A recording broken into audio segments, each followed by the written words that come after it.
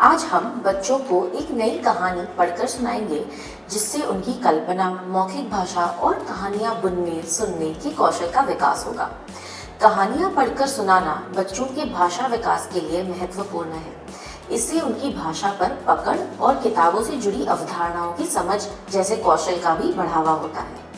और अलग अलग विषय की कहानियां खुद और दुनिया की समझ भी बढ़ाती है। जैसे यह कहानी स्वतंत्रता सेनानी और उनकी बहादुरी पर जागरूकता बढ़ाएगी। आज की कहानी के लिए आपको महात्मा गांधी और कनकलता बरुआ से जुड़ी कुछ तस्वीरों की जरूरत होगी। आइए चलते हैं और कहानी के सफर में बच्चों को ले जाते हैं। आओ बच्चों, तुम्हें सुनाऊं मैं एक नई कहानी। देश हुआ था आजाद, लेकर कितनों की कुर्बानी। आज तो बहुत मजा आने वाला है।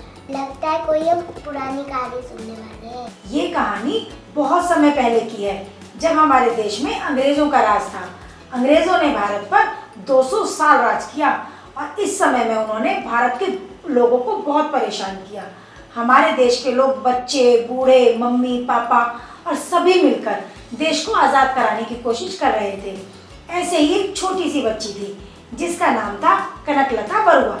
वे असम के छोटे से गांव में रहती थी और उनके घर में मम्मी, पापा, दादा और उनके छोटे भाई बहन थे। इंग्लिश मतलब यानी वो लोग जो अमीर देशों से आए थे हमारे देश पर राज करने।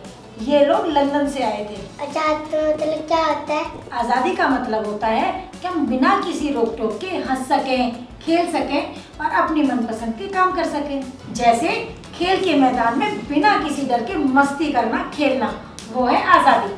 एक दिन महात्मा गांधी ने अंग्रेजों से भारत छोड़ने के लिए लड़ाई शुरू की। गांधी जी ने अंग्रेजों से कहा, अब हमारे देश से चले जाओ।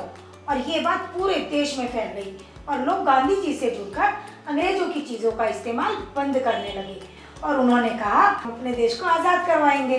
क्या आप लोग जानते हो कि लोग अंग्रेजों की बनाई हुई चीजें इस्तेमाल क्यों नहीं करना चाहते थे? नहीं। क्योंकि अगर हम अंग्रेजों की बनाई हुई चीजें खरीदते तो उन्हें फायदा होता, उन्हें पैसे मिलते और वो हमारा देश छोड़कर नहीं जाते। और जब ये बात कनकलता बरुआ ने सुनी तो उन्होंने ठान लिया कि वे भी देश की आजादी की लड़ाई में हिस्सा लेंगी।